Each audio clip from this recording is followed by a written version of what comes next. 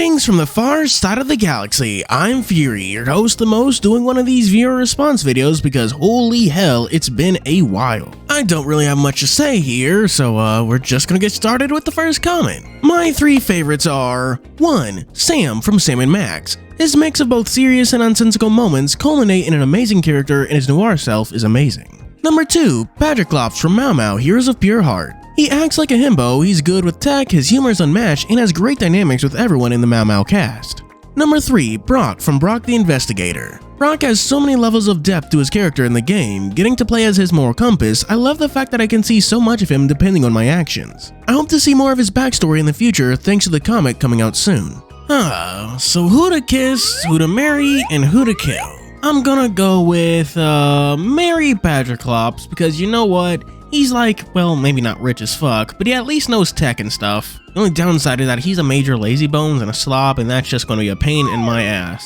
Definitely kiss Brock. He's at least had a wife and or / girlfriend. I'm not really too sure. I should probably go back and check, but I'm not. So he probably knows how to kiss good. And kill Sam. He's like a Looney Tunes character. I'm pretty sure if I killed him, he'd just say, "Hey Max, remember the time I died?" Like a Family Guy cutaway gag. For the next comment, Offmon/Shutmon from Digimon Universe, Apply Monsters. My personal favorite Appmon buddy from that season. He's timid to begin with, but he's really badass when he's Shutmon. Jenna from Echo. Her character resonates with me the most. That partly might be because she's the only female character in the main cast. Kitsune Squared. I'm assuming that's Kitsune Squared. If it's not, sue me. From Lapfox Tracks. One of the oldest aliases from the Volt Vibe Lapfox Haley Labs label, he's my personal favorite alias because of his design and chiptune music. He's also the alias that led me into the rabbit hole of that label.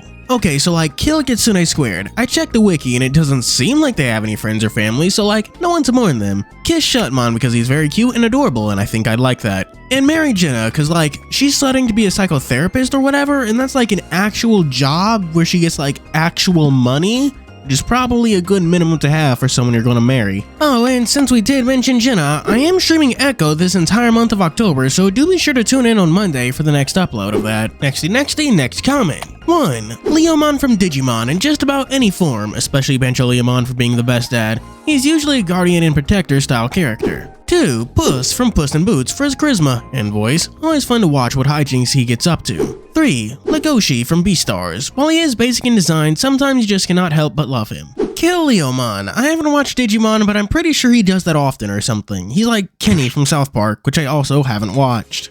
Kiss Puss in Boots, because I'm pretty sure I don't want to marry the guy who's just like an adventurer for a living, you know? Just running all over the place, getting into a whole lot of messes. Not my style. And that leaves married to Legoshi, which isn't that bad. If I recall in Beast Complex, they say he's studying like entomology, becoming like an insect scientist or something, so like, that's nice, I guess. Next comment. If I had to tell, it would be Bathum, due to his Brazilian martial prowess and inspiration and his very outgoing personality, which made me fall for him. And him. The clothing caught my eye. Heimdinger from LOL/Arcane, due to relating to his rambles and somewhat innocent character and loving his mustache. Tevor from Dislight, due to him being very much just a small cat that I take care of while I listen to his obsession over puzzles. Kill Bathum because his new unit just got announced and Bathum fans have had it too good for too long. That too long might be 24 hours, but I still stand by it. Kiss Heimdinger because like, well, I mean, I guess. I don't know anything about LOL and or Arcane and you're not going to get me to watch it. And marry Tevor, but I'm just going to disagree with you on the take care of him part. Tevor runs a detective agency. This is a full grown-ass man with a job. He pays like mortgage and taxes. You wouldn't take care of him, he'd take care of you. I'd say I'm running out of clever ways to introduce the next comment, but let's be real here, I haven't been very clever today. I'll bite the bullet for these. Shadow the Hedgehog from Sonic. I appreciate his story finale from Sonic 06 being someone willing to go against the world for their friends on his side, that being Team Dark, and oh boy, the new stuff we are getting this year just makes me teary-eye for this guy. Second is Gosha from Beastars. For a grandfather character for the main lead being so multifaceted, reminding me of my own grandfather and his friendly facade while holding back years of violence and tragedy in his lifetime, this lizard redeems the final season of Beastars with his inclusion. And I love the Komodo dragon with all my heart, he really is just a scaly version of Joseph Joestar, you can't unsee it. And lastly, it's Death from Puss in Boots. The one thing almost all furries desire, and I can't even fault them since I love this depiction of death as well. He elevates the movie he's in to becoming top-tier DreamWorks production with his alluring presence seen briefly, and we can't even wait for a bigger scene with him in it. His voice is so demure, gravelly, and haunting. A white specter for the coming end with twin sickles and that being one in the final fight. I love Scythe Wielders as the edgelord that loves them deep within us all. He's the complete package for a high-tier force of nature antagonist. Did you kinda hear me flub up that last bit? I could have re-recorded it, but I chose not to because this one line was a fucking minute. God damn. Definitely judging you for that Shadow take, and by the way, kill Shadow. He's already died once before, so you know what, he should be like used to it or whatever. He'll be fine. Marry Gosha because he was like already married before. Definitely could have raised his first kid better. Definitely did a good enough job raising Legosi. So you know what? You win some, you lose some. You win some, you lose some. Children? Yeah. And that means like kiss death, I guess, so pucker up, big boy. We've got a brand new animal and a brand new common. Shiro Ogami from Brand New Animal. Admittedly, a lot of my fondness for him comes from his visual design, but his tragic hero backstory was also really good and made me feel for him. Jiro from Ramen Wolf and Curry Tiger. Only read that manga recently, thanks for the recommendation by the way, but Jiro immediately becomes one of my favorite characters. Not only is he incredibly adorable visually, but he's a bright ray of sunshine that has a positive effect on everyone around him. He's also just a big goofball and I love him for that. Lastly, at the risk of sounding incredibly basic, Wolf from Star Fox. He's one of the staple furry characters for a reason. Man is a confident badass that's made to be the cooler rival to Fox, though a lot of his personality sadly isn't particularly fleshed out in canon. Nigga said sorry for sounding basic when he led with fucking Shiro Ogami. Anyways, marry Jiro. He's the only person on this list who's like normal and has like a job, I'm pretty sure, and is at least a good person to hang out with on a daily basis. Kill Wolf because I'm pretty sure he has a bounty on his head, and that would be a whole lot of money for not a lot of work. I guess that means we kiss Shiro, and you know what? Sure, I'm fine with that. Could pick worse, could pick better. Who's that Pokemon? It's no one. It's actually the next comment.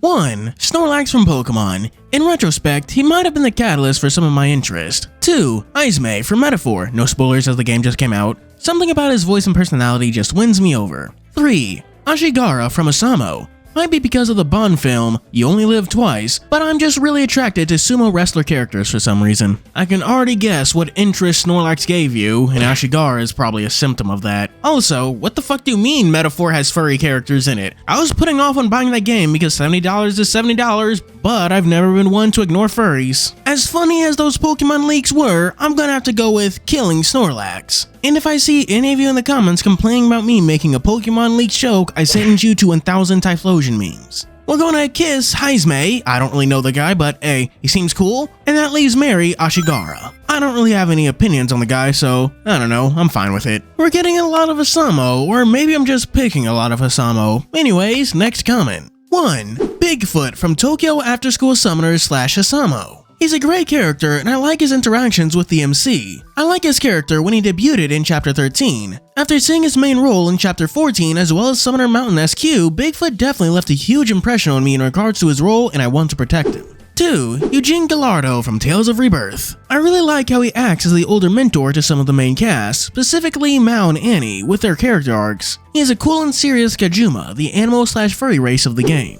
3. Kamari Ronso from Final Fantasy X. Although he's generally hated due to the lack of story focus as well as poor gameplay integration / job role, I like him because of his mentor / protecting role for Yuna, and he overcomes his own problems with the other Ronso in both X and X2. You know, Final Fantasy X was one of the first games I bought for my PS4, but I never finished it. Anyways, that's my justification for killing Kamari. Sorry. I guess that means we kiss Eugene because I don't really know much about him, so I can't really say I want to marry the guy. As for Bigfoot from Asamo, I also don't really know the guy. I've kind of been slacking on covering the main chapters, but I'll swear I'll get to them eventually, probably, maybe, don't count on it.